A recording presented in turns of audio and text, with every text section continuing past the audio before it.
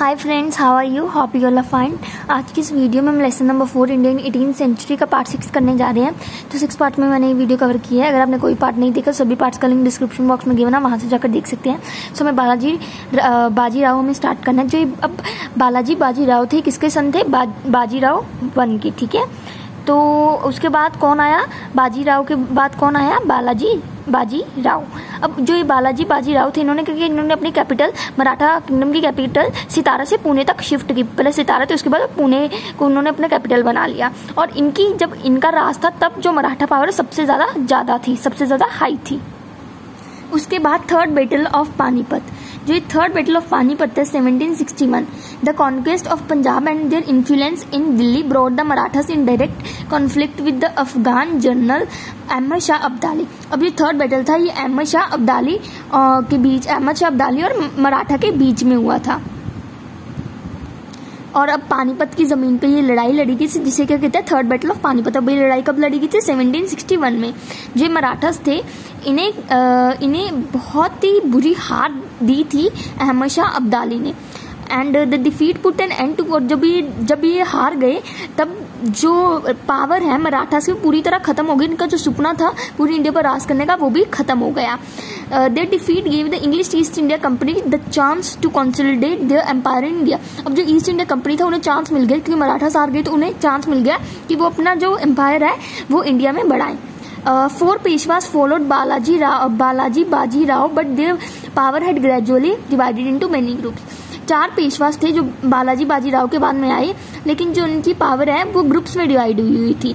The 5 Marathas political groups were emerged. वो 5 groups कौन से थे? Peshwas at Poona, Gaekwads at Baroda, Bhonsles at Nagpur, Holkars at Indore and Scindias at Gwalior. ये 5 ग्रुप्स अलग अलग बन गए थे मराठास के। और this was known as Maratha confederacy. इसे क्या कहते हैं? मराठा कॉन्फेडरेसी। अब Balaji Vishwanath divided the Maratha confederacy into 5 parts. इन्होंने 5 पार्ट्स में इसे डिवाइड कर दिया था। किसने? बालाजी विश्वनाथ ने। और इन सबका एक सरदार था। इन 5 पार्ट्स का एक सरदार था। The sardar was appointed. सरदार को क्यों अपॉइंट किया जाता? ताकि वो जो रेवेन्यू है कलेक्ट करे पेशवास के बिहाफ पे, कि जो प्राइम मिनिस्टर उसके बिहाफ पर वो रेवेन्यू वहां से जाके कलेक्ट करे और उन्हें दे दे। दीज सरदार्स वर, ये जो सरदार थे, ये भी कंटिन्यूसली एक दूसरे का लड़ाई करते रहते थे with each other for supremacy. The Maratha empire soon lost its unity. जो उनकी इकट्ठापन था, जो उनकी यूनाइटी थी, वो जल्दी खत्म होगी। और guerrilla warfare which help the Maratha to win war was ineffective in the plains of North India. अब जो गुरिल्ला वारफेयर था, एक जो इरेगुलर, जो मतलब जिसका कोई वार का सीक्वेंस ना, वो जो वार था, इन्होंने मराठास को हेल्प किया वार जीतने में नॉर्थ इंडिया की तरफ, ठीक है। These sardars often looted and terrorized the people in order to collect taxes। जो ये सरदार थे, ये उन्हें लूटते थे, लोगों को लूटते थे और उनसे टैक्स कलेक्ट करने के लिए। This made them the most hated people। इसीलिए वो लोग उनसे बहुत ज़्यादा नफरत करने लगे। जो ये सरदार थे बहुत ज़्यादा अनपॉपुलर थे, बिल्कुल भी इन्हें कोई अच्छा नहीं समझता था।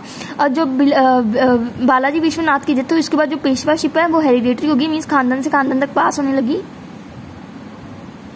This was detrimental to the interest of Maratha Empire as able Peshwas could not be appointed। अगर ऐसे हेरिडेटरी न करते, खानदान से खानदान तक ना रखते, तो कोई अच्छा राजा बन सकता, लेकिन जब खानदान तो वीक सक्सेसर जाने लगे। आपको पता है जो फर्स्ट बैटल ऑफ पानीपत कब हुआ? 1526 में, सेकंड 1556 में, थर्ड 1561 में। जो फर्स्ट बैटल है ये किसके बीच में हुआ? बाबर और इब्राहिम लोदी के बीच में। बाबर हार गए, इब्राहिम लोदी क्या हुआ? जीत गया। सॉरी, बाबर जीत गया और जो इब्राहिम लोदी था वो हार गया। बाबर ने इब्राहिम लोदी को हरा दिया। और जो सेकंड बैटल था, इट वाज इन 1556। इसमें क्या हुआ था? इसमें अकबर और ये हेमू के बीच में हुआ था। अकबर जीत गया और हेमू हार गया।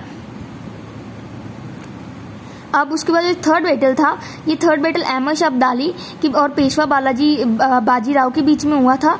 और बाजीराव हार गए थे और इससे मराठा पावर खत्म हो गई और ईस्ट इंडिया कंपनी पावर में आ गई। सो आई होप से आपको मेरी वीडियो अच्छी लगी तो मेरे चैनल को सब्सक्राइब कर देना और मेरे वीडियो को लाइक करना मत भूलना। हम जल्दी मिलेंगे एक नई वीडियो के साथ। तब तक बाय, थैंक यू।